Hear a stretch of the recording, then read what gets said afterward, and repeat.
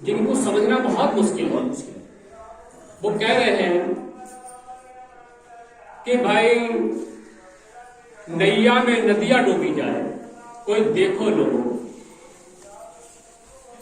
तो नदियां जो है क्या है, नैया क्या है, ये महापुरुषों ने अपने सत्संग के माध्यम से हम सब प्रेमी भाइयों को बताने का प्रयास किया। तो नैया हम और आप हैं,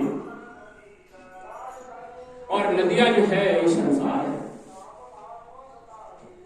हमें और आपको परमात्मा ने बड़ी दया करके ये मानव शरीर दिया है, बड़ी दया देने से।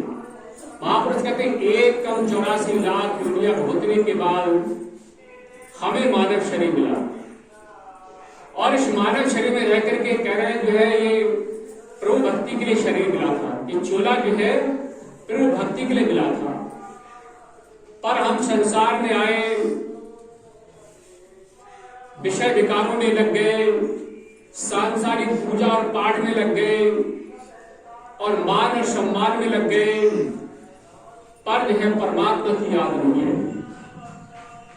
परमात्मा की याद के लिए हमने थोड़ा विचार भी नहीं किया।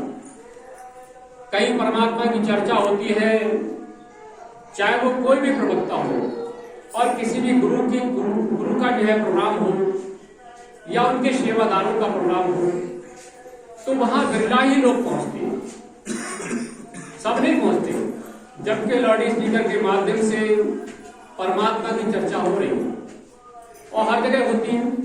क्योंकि यार घर में बैठ के हम बातचीत करते रहेंगे, लाउड स्पीकर नहीं लगाएंगे, तो केवल उतने ही लोगों को वो आवाज पहुंचेगी, बाकी के लोग जो है नहीं सुन पाएंगे।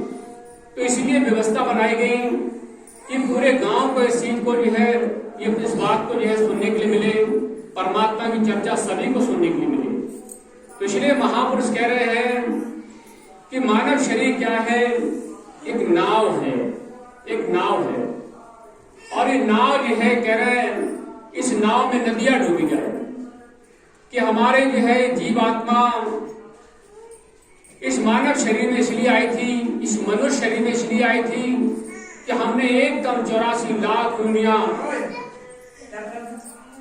बड़े काफी लंबे समय से 1,84 लाख यूनियों में हमने समय काटा। अब इस जीवात्मा को मानव शरीर मिला है। अब इस आत्मा की जो है इच्छा है, इस आत्मा की जो कहना चाहिए कि जो इसकी इच्छा है कि मैं शरीर में आई हूं, तो कम से कम परमात्मा का भजन करके इसी जन्म में मुझे मोक्ष की प्राप्ति हो जाए।